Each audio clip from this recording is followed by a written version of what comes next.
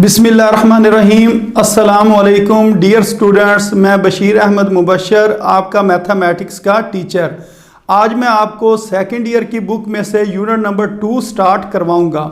Unit number 2 जो derivative से related है, ये इंतहाई आसान यूनिट है, लेकिन इस यूनिट को आपने पिछली किसी भी क्लास में नहीं पढ़ा है। ये आपके लिए एक नई चीज़ है। इस वजह से अक्सर स्टूडेंट इस यूनिट को अपने लिए मुश्किल तस्वर करते हैं। तो आज मैं आपको यूनिट नंबर 2 के चंद एक बेसिक फार्मूलों के मुतालिक बताऊंगा और फिर उसको हम क्वेश्चन के ऊपर अप्लाई करेंगे और देखेंगे कि किस तरह डेरिवेटिव मालूम किए जाते हैं। तो आइए अब हम ये यूनिट स्टार्ट करते हैं। इस यूनिट का जो सबसे पहला फार्मूला है वो कुछ इस तरह है, d/dx, यानी कि आपने डेरिवेटिव लेना है किसी कांस्टेंट टर्म का। तो ये आपने याद रखना कि किसी भी कांस्टेंट टर्म का डेरिवेटिव वो 0 के बराबर होता है। अब कांस्टेंट टर्म कौन सी होती हैं? जो ए बी सी, शुरू वाली जो ए बी सी में ए बी सी को हम कांस्टेंट के तौर पर लेते हैं। मसलन अगर हम लिखें d/dx इंटू ए एक कांस्टेंट टर्म है, इसका डेरिवेटिव 0 के बराबर होगा। ए की जगह पर हम 5 भी लिख सकते हैं। मसलन 5 एक कांस्टेंट टर्म है, कांस्टेंट टर्म का डेरिवेटिव 0 के बराबर है। कोई नेगेटिव में भी अगर रकम हो d/dx इंटू -7, तो ये भी एक कांस्टेंट टर्म है। तो कांस्टेंट टर्म का डेरिवेटिव किसके इक्वल होता है? 0 के इक्वल होता है। तो बेशक ये रकम बड़ी हो या छोटी हो, लेकिन हो कांस्टेंट तो वो 0 के बराबर होता है। मसलन 5 है, 5 की जगह पर अगर 15 लिख दें तो इसका भी डेरिवेटिव 0 ही होगा। अगर यहाँ 15 की जगह मैं 150 लिख दूं फिर भी इसका डेरिवेटिव 0 ही होगा।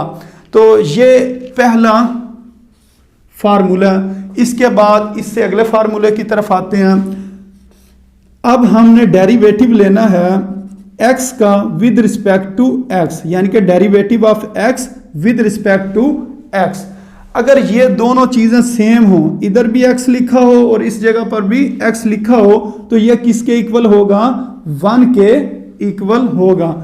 एक और मिसाल, मसलन d/dy और इस जगह पर भी y लिखा हो, ये दोनों चीजें क्या हैं? सेम है। तो ये भी किसके इक्वल होगा? 1 के इक्वल होगा। यानी कि y का आपने डेरिवेटिव लिया विद रिस्पेक्ट टू y, वो भी 1 के इक्वल है। इसी तरह अगर लिखा हो d/dθ, तो थीटा का derivative with respect to theta, ये भी 1 के ही इक्वल होगा। इसी तरह अगर हम कहें आपने डेरिवेटिव मालूम करना t का विद रिस्पेक्ट टू t, तो वो भी 1 के इक्वल होगा। तो यहाँ इन 4 एग्जाम्पल्स को अगर हम ध्यान से देखें तो इधर यही चीज़ हमें समझ आ रही है। अगर इधर भी x लिखा हो और इधर भी, यानी कि सेम चीज़ होगी, तो 1, इधर y फिर ये 1, और इधर थीटा और इधर थीटा, फिर ये 1 के इक्वल होगा। अगर ये सेम ना हो तो फिर इसका जवाब क्या होगा? मसलन इधर लिखा हो d/dx और इधर लिखा हो y, अब ये चीज़ सेम नहीं है, तो अब इसका आंसर 1 के इक्वल नहीं होगा। तो फिर हम क्या करेंगे? फिर हम इसको इसी तरह लिख देंगे, सिर्फ ब्रैकेट ख़त्म कर देंगे। हम कहेंगे ये बराबर है dy/dx के इक्वल है। अब मसलन अगर मैं इधर लिखूं d/dθ और इस जगह पर लिख दूं x, अब ये क्या चीज़ सेम है? तो ये चीज़ तो सेम नहीं है। अब इसका जवाब क्या होना चाहिए? 1 होना चाहिए या 1 के अलावा होना चाहिए। तो 1 तो उसी सूरत में होता है ना जिस टाइम इधर और इधर सेम चीज़ हो, जिस तरह ये सेम थी ये सेम थी। तो अब इसका आंसर क्या होगा? इसको हम ब्रैकेट ख़त्म कर देंगे, हम लिख देंगे dx/dθ। अगर इसको 1 बनाना है तो 1 बनाने के लिए यहाँ तो इधर x होना चाहिए, अगर इधर x नहीं तो फिर थीटा की जगह, x की जगह पर थीटा, यानी कि सेम होगा तो 1 होगा, वरना ये 1 के इक्वल नहीं होता। तो ये तो हो गया दूसरा फार्मूला, ये था पहला। अब हम आ जाते हैं तीसरे फार्मूले की तरफ। अगर ये दोनों चीज़ें इकट्ठी आ जाएं, मसलन वो कहें जी आपने डेरिवेटिव लेना, लेकिन एक आपके पास कांस्टेंट टर्म है और एक साथ वेरिएबल टर्म है, तो अब इसको हम किस तरह सॉल्व करेंगे? तो इसके अंदर जो कांस्टेंट होगा वो बाहर आ जाएगा, मसलन a बाहर आ जाएगा और डेरिवेटिव आपने लेना होगा किसका? जो इधर रकम बच गई है वेरिएबल जो रकम यानी कि x, उसका डेरिवेटिव आपने लेना। तो a तो वैसे ही बाहर है, ये दोनों सेम है, x का with respect to x derivative किसके इक्वल होता है 1 के, तो इसका आंसर क्या आ जाएगा a 1s are a। अब इस जगह पर एक और एग्जांपल मैं लिख लेता हूँ, मैं कहता हूँ कि d/dx इंटू 5x इसका डेरिवेटिव लें। तो अभी मैंने आपको बताया कि जो कांस्टेंट टर्म है उसने किधर आ जाना, बाहर आ जाना, और बाकी अंदर कौन सी चीज़ बचेगी जो लिखी होगी। तो 5 बाहर आ जाएगा, d/dx इंटू x। अब x के x के रिस्पेक्ट 1 इसका डेरिवेटिव होता है, 5 इधर आ गया, x के x के रिस्पेक्ट डेरिवेटिव 1, तो 5 1s are 5। तो दो टर्म हों तो कांस्टेंट बाहर और वेरिएबल वाली जो टर्म है वो हमने अंदर लिखकर इसको इस तरीके से सॉल्व करना है। अगर इस तरह क्वेश्चन आ जाए कि आपको वो कहें कि आप डेरिवेटिव मालूम करें, एक रकम लिखी हुई है मसलन 7, ये कांस्टेंट टर्म है, अब दूसरी रकम इधर क्या लिखी हुई है y लिखी हुई है, आप कहते हैं इसका डेरिवेटिव लें, तो आप क्या करोगे, कांस्टेंट टर्म को तो बाहर निकाल दोगे और बाकी आप डेरिवेटिव ले लोगे किसका, दूसरी टर्म का। इधर दूसरी टर्म कौन सी है, वेरिएबल y है। तो अब ये बताएं इस जगह पर 1 आना चाहिए या नहीं आना चाहिए। अब ये देखें ये दोनों चीज़ें सेम है, ये तो सेम नहीं है, तो इसका मतलब इस जगह पर हम 7 के साथ 1 नहीं लिख सकते हैं। तो फिर इधर क्या लिखेंगे, फिर इसी चीज़ को लिख दिया जाता है, सिर्फ ब्रैकेट ख़त्म कर देते हैं। तो इसको हम लिख देंगे dy डिवाइडेड बाय dx, ये इसका आंसर होगा। तो ज़रूरी नहीं है कि इधर कोई एक कांस्टेंट ही जवाब आना चाहिए, इसके साथ कोई और चीज़ इस तरह की फॉर्म में वो भी आ सकती है। पहला फार्मूला, ये दूसरा और ये तीसरा। अब एक और फार्मूला वो भी मैं आपको बताता चलूं कि डेरिवेटिव अगर दो टर्म्स का लिखा हो, मसलन वो कहें कि आपने डेरिवेटिव लेना और रकमें कितनी दी गई हों, 2 रकमें दी गई हों, मसलन इधर लिखा हो जी 5x और इधर लिखा हुआ है जी 4 लिखा हुआ है, कहते हैं इसका डेरिवेटिव लें। तो आपने d/dx यानी कि जो डेरिवेटिव वाली रकम है इसको पहली रकम के साथ भी लिखना है और इसको दूसरी रकम के साथ भी लिखना है। जिस तरह डिस्ट्रीब्यूटिव लॉ होता है ये भी डिस्ट्रीब्यूट हो जाता है। तो इसको हम क्या लिखेंगे, इसको हम लिखेंगे d/dx इंटू 5x। ये पहली टर्म के साथ मैंने इसको लिख लिया, इधर प्लस है तो प्लस लिख देंगे, अगर इस जगह पर माइनस होता तो हमने माइनस लिख देना था, जो चीज़ इधर लिखी होगी वही लिख देंगे। फिर हमने लिखना d/dx इंटू 4 का डेरिवेटिव लेना। तो ये वाली दोनों चीज़ें जो हमने पढ़ी हैं इस फार्मूले में तीसरे में, तो वो इधर अप्लाई हो रही हैं। मसलन 5 कांस्टेंट है, 5 को हम बाहर निकालेंगे और फिर हमने डेरिवेटिव ले लेना है किसका, जो अंदर रकम बच गई है। और इसको अगर मैं सॉल्व करूं, 4 क्या कांस्टेंट है और कांस्टेंट टर्म का डेरिवेटिव किसके इक्वल होता है, 0 के इक्वल होता है। अब इसको हम क्या लिखेंगे, 5x का x के रिस्पेक्ट, अगर दोनों चीज़ें सेम है, x का x के रिस्पेक्ट कितना होता है, 1 होता है डेरिवेटिव, तो 5 को 1 से मल्टीप्लाई करेंगे तो इसका आंसर क्या आ जाएगा, 5 आ जाएगा। तो अभी तक आपने 4 चीज़ें समझ लिया। नंबर 1, कांस्टेंट टर्म का डेरिवेटिव वो 0 के बराबर है, और अगर वेरिएबल कोई टर्म है उसका आप डेरिवेटिव लेते हैं विद रिस्पेक्ट टू उसी रकम के, मसलन x है उसका derivative with respect to x, same चीज़ें हों तो वो 1 के इक्वल होता है। और अगर दो चीज़ें मल्टीप्लाई हो रही हैं, एक कांस्टेंट और एक वेरिएबल, तो कांस्टेंट को पहले बाहर निकाल लेते हैं और फिर वेरिएबल जो टर्म होती है उसका हम डेरिवेटिव ले लेते हैं। और चौथे नंबर पर हमने ये बात सीखी कि अगर डेरिवेटिव जिन टर्म्स का लेना है उनके दरमियान में प्लस आ रहा है या माइनस आ रहा है तो आपने डेरिवेटिव को डिस्ट्रीब्यूट कर देना दोनों टर्म्स के साथ। मसलन अगर इस क्वेश्चन में इस जगह पर लिखा होता माइनस, तो हमने इस जगह पर माइनस लिख देना था और इस जगह पर माइनस लिख देना था। प्लस होगा तो प्लस लिख देंगे, माइनस होगा तो माइनस लिख देंगे। अब सबसे अहम वो, अब मैं आपको बताता चलूँ एक और फार्मूला जो इंतहाई अहम है, उसको अब हम समझते हैं। मसलन अगर वो कहते हैं आपने डेरिवेटिव लेना किसका, बेस और इसकी पावर में कोई रकम लिखी हुई है, इस तरह की फॉर्म अगर आपको दी गई और उसका डेरिवेटिव क्या मालूम करना, तो उसके डेरिवेटिव का जवाब क्या होता है, पावर को शुरू में लिख लेते हैं, पावर को शुरू में लिखते हैं, फिर क्या करते हैं जो बेस लिखी होती है उसकी पावर में -1 कर देते हैं, उसकी पावर में -1 कर देते हैं और उसके बाद हमने डेरिवेटिव लेना होता है बेस का। तो अब हम डेरिवेटिव ले लेंगे बेस का। तो ये फार्मूला, तो इसको अच्छी तरह याद कर लें। अगर कहें बेस और उसकी पावर दी गई हो तो पावर को उतार के शुरू में बेस को फिर उसी तरह लिख देना है और फिर पावर में 1 माइनस करना और फिर आपने बेस का डेरिवेटिव लेना है। इसकी हम 1-2 एग्जांपल्स करते हैं, फिर इस क्वेश्चन की आपको ज़्यादा अच्छी तरह समझ आ जाएगी। मसलन अगर लिखा हो कि x की पावर 5 का डेरिवेटिव लें, x की पावर 5 का डेरिवेटिव लें, तो क्या करेंगे? सबसे पहले पावर को उतार के शुरू में लिख लेंगे। ये पावर 5 है, 5 किधर आ गई?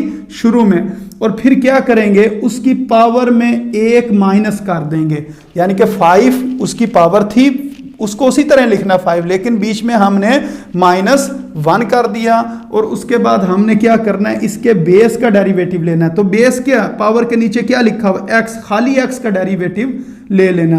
तो ये आ जाएगा 5x की पावर 4। x का x के रिस्पेक्ट क्या होता है डेरिवेटिव? x का x के रिस्पेक्ट डेरिवेटिव 1 होता है, तो इधर हम लिख देंगे 1। अब इनको मल्टीप्लाई करेंगे, 5 1 ज़ा 5, x की पावर 4 इसका आंसर होगा। तो एक और क्वेश्चन कर लेते हैं। मसलन अगर वो कहते हैं कि आपने डेरिवेटिव मालूम करना है y की पावर 7 का, y की पावर 7 का डेरिवेटिव मालूम करें, तो हमें यह पता है जब पावर में क्वेश्चन दिया गया हो तो आपने पावर को क्या करना होता है? शुरू में लिख लेना और फिर उसकी बेस को उसी तरह लिखना है, पावर में 1 कम करना है और उसके बाद आपने डेरिवेटिव ले लेना है किसका? बेस का। तो ये d/dx है, तो इधर हमने d/dx ही लिखना, लेकिन इसकी बेस क्या है? y, तो इधर क्या लिख देंगे? y लिख देंगे।